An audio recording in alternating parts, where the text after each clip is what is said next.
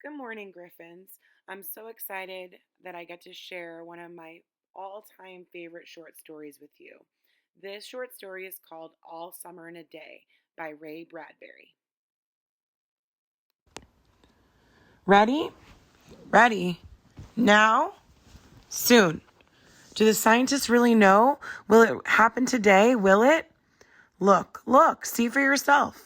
The children pressed to each other like so many roses, so many weeds intermixed, peering out for a look at the hidden sun. It rained. It had been raining for 7 years. Thousands upon thousands of days, compounded and filled from one end to the other with rain, with the drum and gush of water, with the sweet crystal fall of showers and the concussion of storms so heavy they were tidal waves come over the islands. 1,000 forests had been crushed under the rain and grown up 1,000 times to be crushed again. And this was the way life was forever on the planet Venus. And this was the schoolroom of the children of the rocket men and women who had come to a raining world to set up civilization and to live out their lives. It's stopping. Yes. Margot stood apart from them, from these children who could never remember a time when there wasn't rain and rain and rain. They were all 9 years old, and if there had been a day 7 years ago when the sun came out for an hour and showed its face to the stunned world, they could not recall. Sometimes at night, she heard them stir in remembrance, and she knew they were dreaming and remembering gold, or a yellow crayon, or a coin large enough to buy the world with. She knew that they thought they remembered a warmness like a blushing in the face, in the body, in the arms and legs and trembling hands. But then they always awoke to the tatting drum, the endless shaking down of clear bead necklaces upon the roof, the walk, the gardens, the forest, and their dreams were gone. All day yesterday, they had read in class about the sun, about how like a lemon it was, and how hot, and they had written small stories or essays or poems about it. I think the sun is a flower that blooms for just 1 hour. That was Margot's poem, read in a quiet voice in the still classroom while the rain was falling outside. "Aw, you didn't write that," protested one of the boys. "I did," said Margot. "I did." "William," said the teacher. But that was yesterday. Now the rain was slackening, and the children were crushed to the great thick windows. "Where's teacher?" "She'll be back." "She'd better hurry. We'll miss it." They turned on themselves like a feverish wheel, all tumbling spokes. Margot stood alone.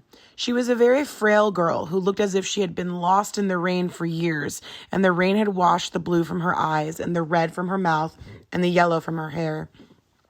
She was an old photograph, dusted from an album, whitened away, and if she spoke at all, her voice would be like a ghost. It would be a ghost. Now she stood separate, staring at the rain and the loud, wet world beyond the huge glass. "What are you looking at?" said William. Margot said nothing. "Speak when you're spoken to." He gave her a shove. But she did not move. Rather, she let herself be moved only by him and nothing else. They edged away from her. They would not look at her. She felt them go away. And this was because she would play no games with them in the echoing tunnels of the underground city. If they tagged her and ran, she stood blinking after them and did not follow. When the class sang songs about happiness and life and games, her lips barely moved. Only when they sang about the sun and summer did her lips move as she watched the drenched windows. And then, of course, the biggest crime of all was that she had come here only 5 years ago from Earth, and she remembered the sun and the way the sun was and the way the sky was when she was 4 in Ohio. And they had been on Venus all their lives, and they had only been 2 years old when last the sun came out, and had long since forgotten the color and heat of it and the way that it really was. But Margot remembered. "It's like a penny," she said once, eyes closed. "No, it's not," the children cried. "It's like the fire," she said, "in the stove." "You're lying. You don't remember," cried the children. But she remembered and stood quietly apart from all of them and watched the patterning windows. And once, a month ago, she had refused to shower in the school shower rooms. She clutched her hands to her ears and over her head, screaming the water mustn't touch her head. So after that, dimly, she sensed it. She was different, and they knew her difference, and they kept away. There was talk that her father and mother were taking her back to Earth next year. It seemed vital to her that they do so, though it would mean the loss of thousands of dollars to her family. And so the children hated her for all of these reasons, of big and little consequence. They hated her pale snow face, her waiting silence, her thinness, and her possible future. "Get away!" The boy gave her another push. "What are you waiting for?" Then, for the first time, she turned and looked at him, and what she was waiting for was in her eyes. "Well, don't wait around here," cried the boy savagely. "You won't see nothing." Her lips moved. "Nothing," he cried. "It was all a joke, wasn't it?" He turned to the other children. Nothing's happening today, is it?" They all blinked at him, and then, understanding, laughed and shook their heads. Nothing. "Oh, but," Margot whispered, her eyes helpless. "But this is the day. The scientists predict. They say they know the sun." "All a joke," said the boy, and seized her roughly. "Hey, everyone, let's put her in the closet before teacher comes back." "No," said Margot, falling back. They surged about her, caught her up and bore her, protesting and then pleading and then crying back into a tunnel, a room, a closet, where they slammed and locked the door. They stood looking at the door and saw it tremble from her beating and throwing herself against it. They heard her muffled cries. Then, smiling, they turned and went out and back to the tunnel just as the teacher arrived. "Ready, children?" She glanced at her watch. "Yes," said everyone. "Are we all here?" "Yes." The rain slackened still some more. They crowded to the huge door. The rain stopped. It was as if, in the midst of a film concerning an avalanche, a tornado, a hurricane, a volcanic eruption, something had first gone wrong with the sound apparatus, thus muffling and finally cutting off all the noise, all of the blasts and repercussions and thunders, and then suddenly ripped the film from the projector and inserted it into its place in a beautiful tropical slide which did not move or tremor. The world ground to a standstill. The silence was so immense and unbelievable that you felt that your ears had been stuffed or you had lost your hearing altogether. The children put their hands to their ears. They stood apart. The door slid back and the smell of the silent waiting world came into them. The sun came out. It was the color of flaming bronze, and it was very large, and the sky around it was a blazing blue tile color.